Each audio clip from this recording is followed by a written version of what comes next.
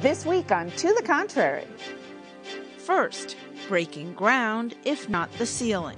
Women candidates make history as they run for governor. Then, once again we ask, is the Me Too movement fizzling? Behind the headlines, who's fueling the far left?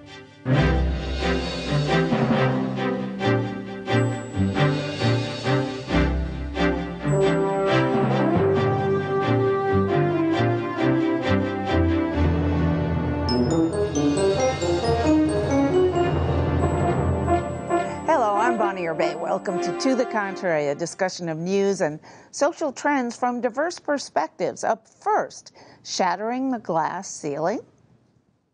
A record number of women, 11, are running for governor this year, and that number could go higher before the general election in November. There are 16 additional female candidates competing in gubernatorial races in upcoming primaries. The prior record was 10 female candidates for governor in 1994. In the past, a record 10 women governors served at the same time. Today, that number is a mere 6. The Center for American Women in Politics reports after this week's primary, a record number of women will run as major party candidates for a seat in the House of Representatives. At least 182 major party nominees running for the House are women. That beats the 2016 record of 167. With all these women running, what do women voters want? A new Kaiser Family Foundation poll finds twice as many young women voters saying they are Democrats as opposed to Republicans. And that same group is more enthusiastic about voting this year than in previous midterm elections.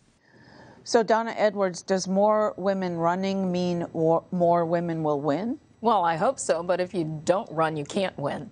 Aha! My prediction is the pipeline for the presidency. I predict our first, if not our first 2 or 3 female presidents will be out of governors.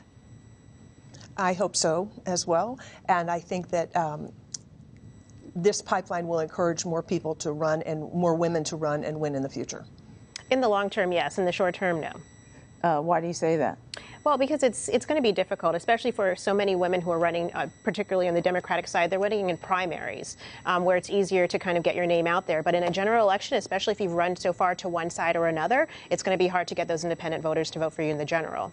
But do you think, clearly what's driving this wave, this blue wave, and the big question is, will it sustain, but is the election of President Trump and what he's done to women's rights, programs that help women, programs that women rely on. So will it sustain till November? Well, I think the Trump presidency has galvanized this, amazing group of women who are running, and most of them are Democrats. The question is, where are the women on the Republican side? And I actually do see it carrying over until November because the energy is there, the momentum is there, the money is there, and these women have a message about why it is they want to serve. Joe, you are very involved in Democratic politics, and we're thrilled to have you on the panel.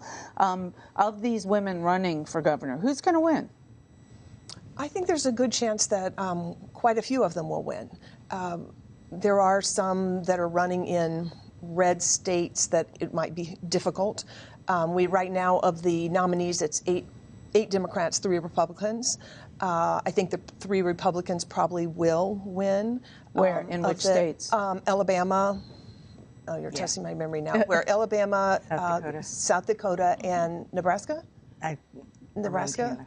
What about Michelle Lujan in New Mexico? I think she has a good chance. Yeah, I think she can too. Mm-hmm. Let's talk about some of them by name. Go ahead. You tell me who you think. Well, Kristi Noem in South Dakota, I think. Yes, in Alabama, she's already lieutenant governor. Yes. And acting governor, so yes, she will. What about the Democrats in red states? I think they're going to have a tougher time. I mean, Republicans have 31 governorships for a reason. We've been found by the people in those states to be very competent as executives at the state level, and it really has nothing to do with Trump. And I do have to say that at least Trump has been very good for women in that way in getting them to run for office, so that's a good thing. But, running a state in that executive capacity is something that is judged very harshly by the people in that state. So it's going to be really tough for women to show that they have the competency to do it. You know, I've heard about women taking over the House, or women helping in the push to pick up the 24 seats necessary. I've heard it both ways, that yet because it's the House and because they're running in smaller districts, they're going to have a better chance of winning than in the Senate. But then a Democrat told me a couple of weeks ago that the House districts are all gerrymandered, and really Democratic women are running, even though they got the nomination, they're running in districts that were written by Republican state lawmakers to elect Republicans. So which is it? I mean, clearly at least 24 of these districts were actually won by Hillary Clinton. And so there are women who are running in some of those districts, and they're going to win. A lot of these districts are tough districts to win in, but I do think that the momentum is with Democrats. And if you look at some of these governor's races, that's what they energize. Stacey Abrams in Georgia, I mean, don't count her out. It's a red state, but it's got a lot of people who haven't voted before who are mobilized. Michelle Lujan Grisham in New Mexico, Kate Brown in Oregon.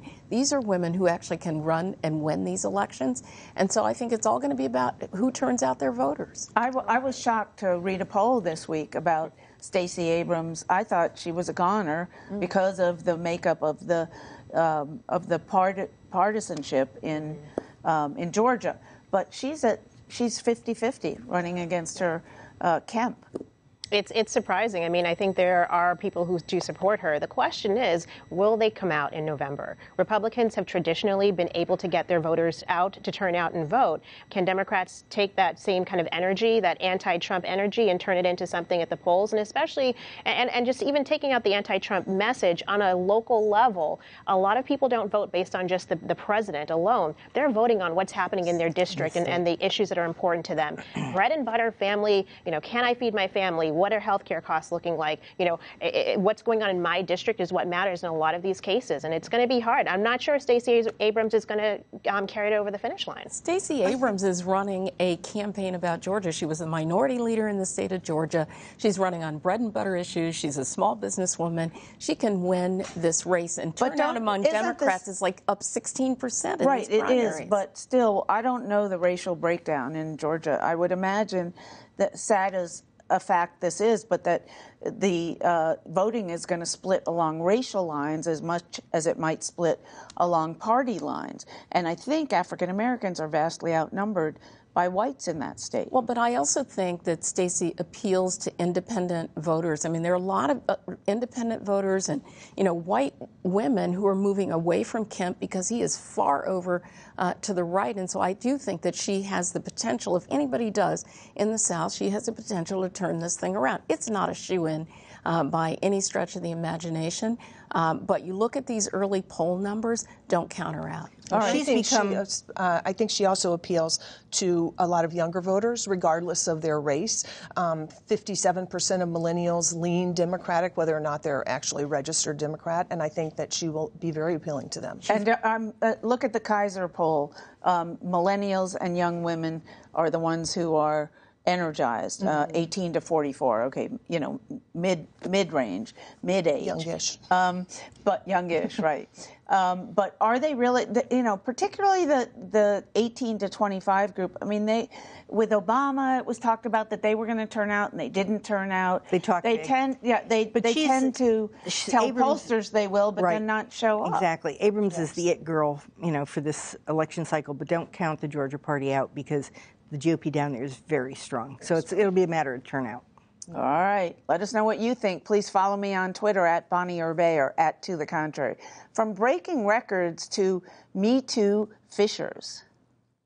It's been weeks since Les Moonves, the chairman and CEO of CBS, was outed for alleged sexual misconduct. Moonves remains in his job while an investigation is undertaken by outside lawyers hired by CBS. The Associated Press reports scores of politicians accused of sexual misconduct are running again and poised to win, particularly in state races. That includes the deposed Speaker of the House in Kentucky, who, despite an Ethics Commission reprimand, is running unopposed. Many women are taking this as a sign the Me Too movement is losing steam And some companies have devised successful strategies to keep corporate leaders on the job, even after being widely outed as sexual harassers and abusers. So ever since the Me Too movement started almost a year ago, we've been doing stories about has it fizzled yet? And it keeps going. Is it fizzling in your eyes? Or because, for example, Moonves is able to stay on the job? Or is it still going to drive women to the polls in November and kick out people who don't agree with punishing sexual abusers? It hasn't fizzled. I think it continues to march on, particularly for women who really don't have much of a voice. I think for the Hollywood women, I think everybody's kind of come out of the closet, and I don't mean that in any other term, but just to say that they've shared their experience. But it's the women who don't have that platform. They're, I think, continuing to get kind of the support that they need, whether it's legal help that they need through things like Time's Up, for example. And then you've seen it expand to an international scope, which I think is also interesting. Will it translate to the polls? I don't think so, because I think, again, when you look at what women care about when they go to the polls, generic ballot polling this week, the top issues, economic, healthcare, and national security issues. Not economic. Healthcare is ahead of the economy for women right now. That's not all. I mean, usually it's the economy stupid, but this time it's healthcare stupid. So what do you think about the movement? Is it fizzling? Will it hold on? I don't. I do think that these stories keep evolving, every couple of weeks about whether it's fizzled. And I think where you see the difference really is with women who are in ordinary jobs and ordinary workplaces, and companies and corporations beginning to pay attention to these issues in hiring and in their human resources, whether or not it's in the headlines from the news media or from Hollywood. And so still a long way to go, but I don't think the movement is fizzled. What about CBS? It is a liberal company, or at least it's certainly seen that way. It's certainly not Fox News. On the other hand, it's already fired Charlie Rose, its top anchor, and just this week, Jeff Fager, the executive producer of 60 Minutes, two very high-level jobs. So can CBS say, look, we already got rid of a lot of people. We need this guy to keep making money for us. Well, and I think also he's been able to bring some evidence that some of it was consensual. So it's whether or not this plays out that he can say, they can say that now, but that's not what the case was then. It still damages him, and I think ultimately he's going to have to go. I don't think the women are saying it was consensual. He's claiming his evidence admitting of it. that he did get involved in some of these situations. But the women are not saying it was consensual. One of the big issues here, I think, is that people are starting to realize that this is an endemic problem in society. It's not just Hollywood. It's not just, media companies. It's everywhere. And that gets back to the economic issue, I think, that corporations are going, they can't get rid of all their male executives. That would be a problem. But I think it is really an issue that corporations are starting to say, wow, this is a bigger problem than we thought. But the longer he stays, aren't there going to be more and more stories about how the movement is fizzling? That HR departments have learned how to handle it, that they hire this law firm that's headed by a husband-wife team, and they stop more negative stories from coming out, and they plant positive stories or plant stories that make the accusers look bad, that there's this whole kind of playbook going on of how to react and how to keep your personnel and not fire them? Yes, I certainly see that's an issue, but I think that this has reached a high enough level that it will keep going on. I don't see it fizzling. You can't win them all. Why, for example, is the guy in Kentucky running for office again? Why didn't the women of Kentucky say, we don't, he's been reprimanded by an ethics committee. Why is he still in politics? Good question. That's a good and again, question. you can't win them all, but believe me, there are going to be other high-profile people that are outed. We haven't seen the end of it, which is just astounding. And some of them who have already been outed and fired are starting to try to come back. Is that going to work? And what does that say about the Me Too movement if they do that successfully? Well, I don't know that it says anything about the movement, because the ultimate check on that is going to be whether viewers and advertisers in television and film come back with them. It's going to be whether voters are going to say yes to that guy who had to step away and under the controversy. And so I think the jury's still out on whether these folks are going to be allowed to come back because there's going to be some kind of check from the public. And not all of these creeps are created equal, because if somebody had the background of being, fairly, I won't say misogynistic, but at least had that aura that this was not as unexpected, versus the ones that, always put themselves out as a paragon of virtue when it came to women. And the feminists. Two different things. Two different things. So those that have had a little sketchy background, they might be able to come back in and say, listen, you knew what you were buying, kind of thing, and they may be able to get away with it. The others can be really But tough. the times have changed. I mean, what was acceptable 2 years ago is no longer acceptable. And they can come back and say, I've changed. You'll see it. But understand where I was that was the culture. That's who I was, and I didn't try to fool you back then. But this is who I am now. Well, it's going to be a short leash. Oh yeah, very short. Well, hopefully, yeah. Patrice, your thoughts? I mean, making comebacks. Oh, yeah. These guys will try and make a comeback. And unfortunately, you have people who like what they've always said and what they've always stood for, who will be behind them 100% no matter what. And I think because we have so many issues coming at us at one time, it's going to be hard to put all of your energy towards stopping this one guy and then stopping another guy and stopping another guy. And you also have to recognize that maybe in some of these instances, the allegations were just allegations. And that's another angle of this. Behind the headlines, progressive Democrats are urging the party to shift focus from white moderates toward people of color. Can the Democrats win in November using a populist economic message mixed with a social justice agenda? Even though Bernie Sanders-backed candidates are on a losing streak, some progressives still say this is the way to go. A diverse array of political leaders, including high-profile women. Senators such as Massachusetts' Elizabeth Warren and California's Kamala Harris.